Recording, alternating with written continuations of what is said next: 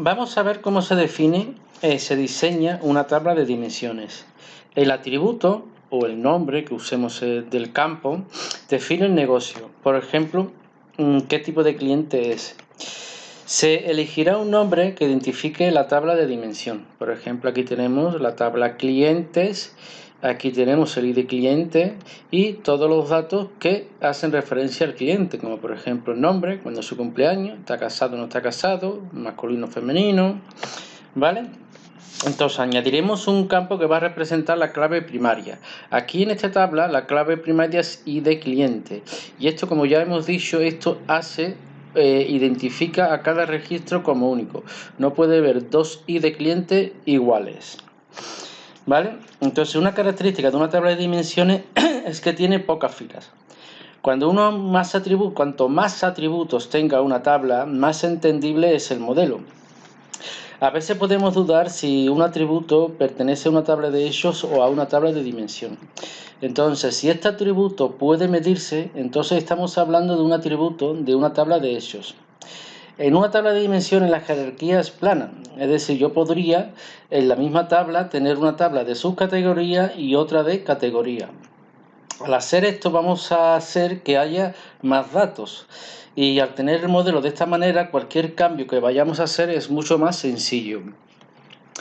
Por ejemplo, aquí de momento solamente tenemos la tabla clientes. Aquí tenemos este esquema. Por ejemplo, aquí tenemos la tabla clientes.